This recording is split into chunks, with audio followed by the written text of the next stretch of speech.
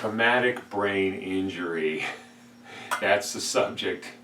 Traumatic brain injury is where there's a trauma to the skull or head. So many different ways that can happen.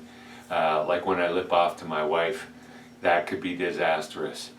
And so the bouncing around of the brain within the skull, there are different kinds of effects too. When, like in car accidents, where your brain gets whipped back and forth inside the skull and runs into the hard and even sharp surfaces within the skull and that. But another thing that's really interesting is the different layers of the brain, the different parts of the brain have different densities. So not only is the brain not doing the same thing as the skull, right? Skull goes back, stops, and then comes forward. Well, as it's coming forward, the brain is coming back, and so they're meeting and coming and hitting, stopping and coming back, and they're meeting. It's like playing pinball with your brain.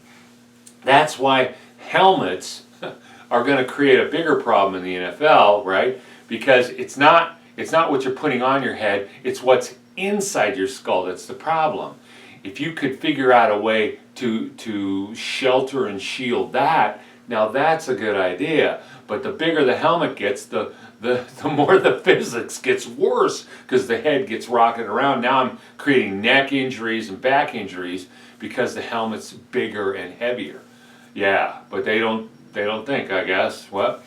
But anyway, so the traumatic brain injury can also create shearing because the different layers of the brain go at different rates. And so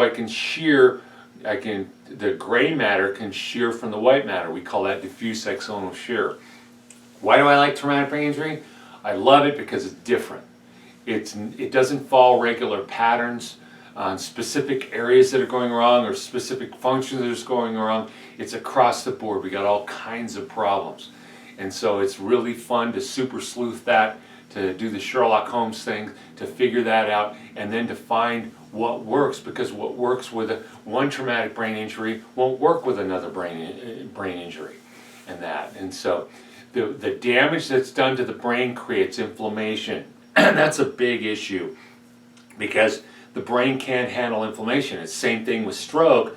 We got that blood, it creates inflammation, the pH changes are too great, and therefore just the healing part is causing damage because you can't handle the pH changes. Well, in traumatic brain injury, getting the inflammation down is the number one important factor in that.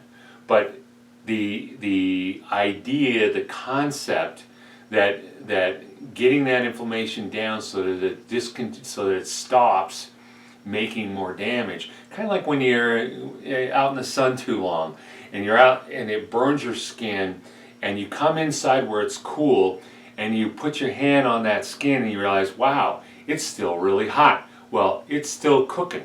Well, you get a traumatic brain injury, if you don't get down that inflammation, it will continue.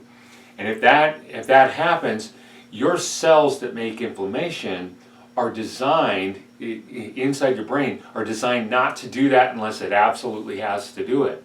But once it does it, now it's learned. Now, we talked about learning of the nerve cells, we call that neuroplasticity.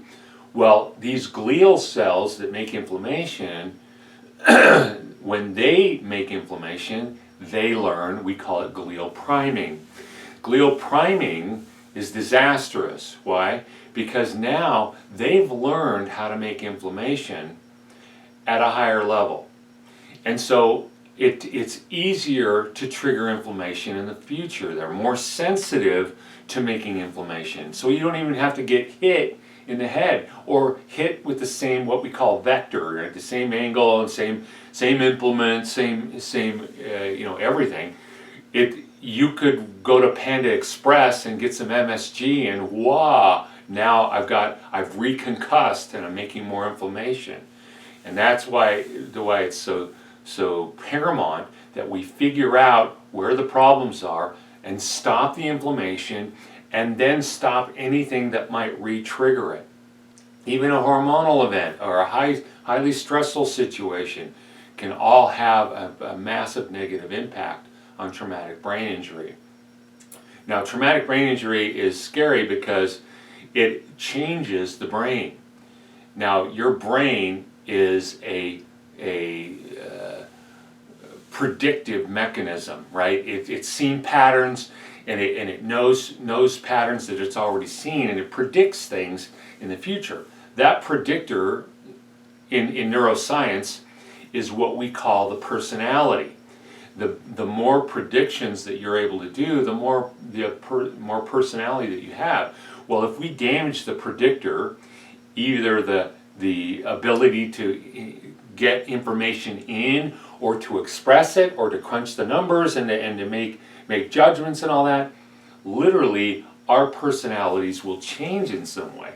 And that's one of my goals, is to bring the patient back to the point where their predictor functions like it used to, so that the personality is restored back to where it was. Well, we could go on and on for days, and we will, especially if you ask questions. But hopefully that sheds a little light on traumatic brain injury. If you have any other questions, please let us know, and remember, we're here when you're ready to take your life back.